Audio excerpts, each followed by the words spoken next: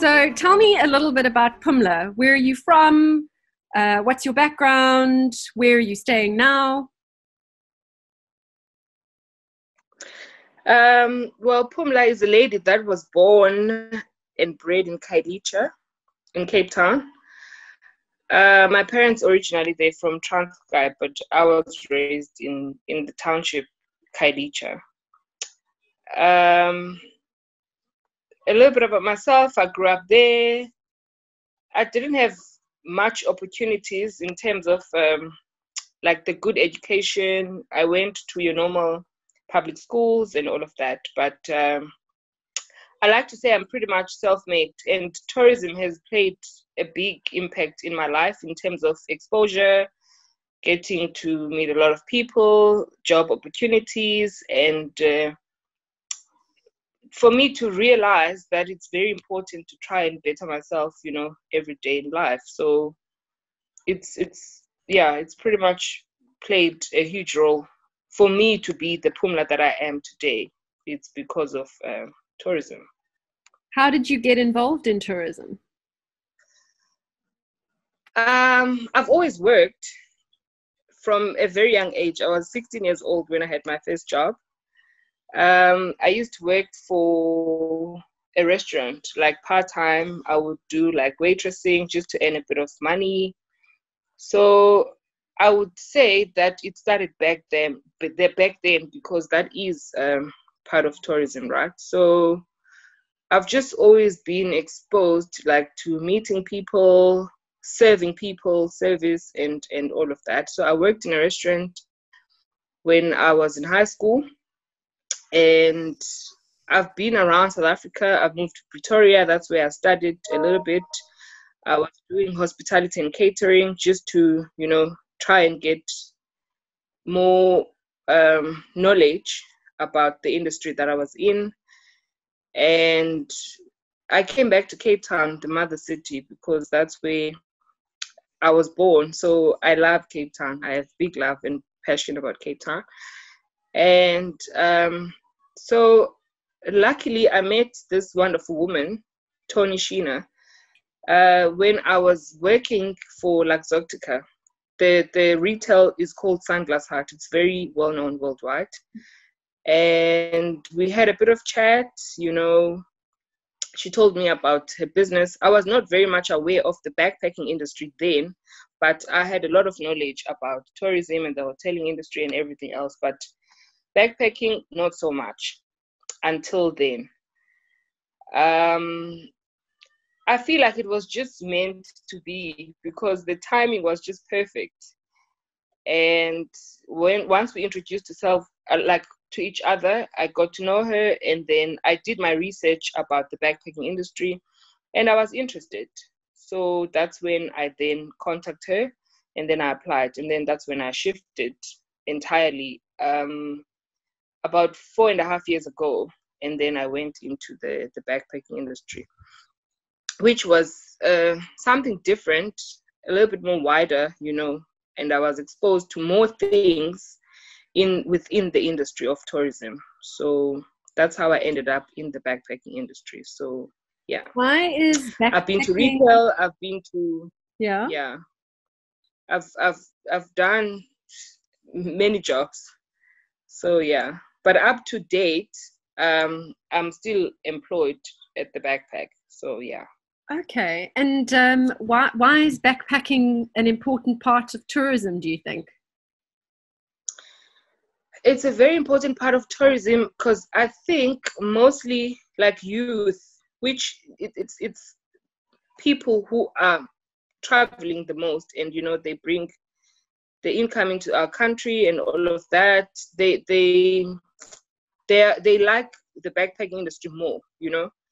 I learned something like the difference between a hotel and a hostel. It's the S, which stands for social. So youth tourism, they want to socialize, right? And where else would you want to go to if you want that kind of an experience if you're not going to go to a backpackers? So it's it plays a huge role, and it's more than just accommodation. It's the experience, the things that we do in our community. We get volunteers from all over the world, people exchanging culture, experiences, and yeah, all of that and more. Why? So a lot of people would look at tourism and say it's a frivolous thing. It's not necessary. You don't need tourism. We need mining. We need agriculture. no, Why is tourism important? absolutely not. Tourism is very important. I mean, even with me, like I said before, I wouldn't have been where I am and with this much knowledge if it was not for tourism. I always say education is not just going behind the desk in the university and studying whatever the subjects are offered there. It doesn't end there. As a person, you need to be streetwise, and for you to be streetwise, you need to be exposed to different cultures, how different people live their lives, how people do things. And in my understanding, in South Africa, tourism helps us a lot because of the money that comes into the country due to tourism. So we don't just need mining. Tourism plays a huge role. I mean, people visiting the townships, people seeing what goes on, and that's where like most of the people are in the township, because there's a lot of people there. So creative people, they get to sell their arts, they get to do a lot of things, but it's those little things that I don't think people actually realize, that most incomes and a lot of families get fed because of that, and it's thanks to tourism. So it plays a huge role in South Africa. We people like me, we depend on it actually, so yeah, it's very important. And now that we're in lockdown, how's that impacted on your life and on your livelihood and on your family's livelihood? It's quite bad, and I mean, I wish things were different, and if only the government could see, and things would be dealt with, in a different way. It has impacted me a lot because my life has changed now entirely. I was living in the city, renting an apartment, and obviously I depend on a salary for me to be able to carry on. I have a daughter, she's 7 years old. I send it to one of the good schools, thanks to tourism, thanks to my job, and it's just a life-changing experience, this whole lockdown thing, because now I cannot go to work anymore. The income is not there, it means I have to make drastic changes in my lifestyle, and not just about my lifestyle, my family gets impacted because now we have to downgrade a lot, which is not, the major problem, but it's just there's more to everything that's happening with this whole damn thing that we have changed. So it's changed for the worst, rather, because obviously, as time goes by, you want to improve. There's a lot of things you want to do in terms of bettering yourself and all of that. So now it's like life has come to a standstill. And what do we do now? Do we just leave to survive for food, or, what's next? So it has like impacted in a very negative way, but we're trying. Are you tempted to do something else other than tourism? Are you thinking maybe it's time to get into Yes. the industry? I love my industry, but it did cross my mind. I'm not going to lie about that. It did. But maybe just in terms of security, just feeling that there is that one thing that would be going on there in case, anything happens in this industry, and because of everything else that's been going on. But I mean, even though I do consider that, I would go back to my job any day. I would go back to doing tourism any day, every day for a living. Absolutely. What would you say to other women who are in tourism, who are feeling down and out, desperate, sad, unhappy? What could you say to inspire them? I think we do all get those days and those moments where we are down and out and sad, because there's nothing worse than not knowing what tomorrow holds, you know? You just like, you constantly wondering, what's it going to be? Is it going to get worse? Is it going to be better? Or whatever the case may be. However, a part of me does believe that if we stand together as women of South Africa to try and fight this, we are going to see through it, you know? So we just have to be there for each other, just to try and motivate each other, and just to try and come up with ideas maybe of what new things are we going to bring on board, like, you know, prior to this.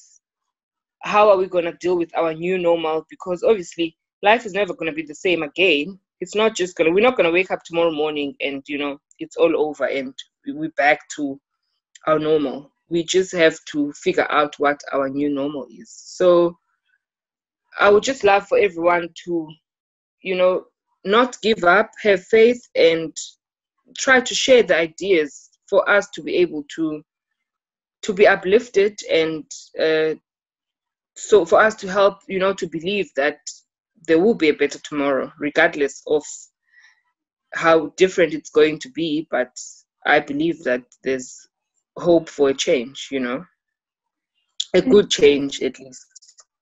And if you had a direct line into the Minister of Tourism or into the National Coronavirus Command Council, what would you tell them today? As for our Minister of Tourism, the current one, I just wish that they could try and see more into everything else that happens, you know, try and see more into all the little businesses that are impacted or affected rather by this pandemic, you know, because I feel like there are a lot of people who are not acknowledged, or who are not like, there are a lot of people that it's like they don't exist, you know, in this whole thing, but they're there and they're impacted negatively, you know, with this whole pandemic. So like now I was just seeing on social media what's happening in Europe. The coronavirus is still there, you know, but at least they're trying. Tourism is still there, you know, unlike what is happening here in our country. So I would love for our government to be considerate in the fact of, like now what's happening with the fact that there's people can't sell their wine anymore. People can't, you know, it's bad for them, you know, because that's where their income comes from. So I just wish that they could see more into this than just from the positions where they are, you know. So yeah. Can I ask you a favor? Well, I'm going to ask you. You can say no. I want you to say something in the vernacular that you think other women who speak that language would want to hear, to make them feel like there is hope and they need to work together and they need to hang on to that hope. Would you be able to do that for me? Yeah. So in my language, they say, inxeba lendoda alihlekwa liyabotshwa, akulahlwa mbeleko ngakufelwa. So sizayinqoba nale into sikuyo xa sibambene njengama-Afrika. Yeah. What did you say? So what I just said now is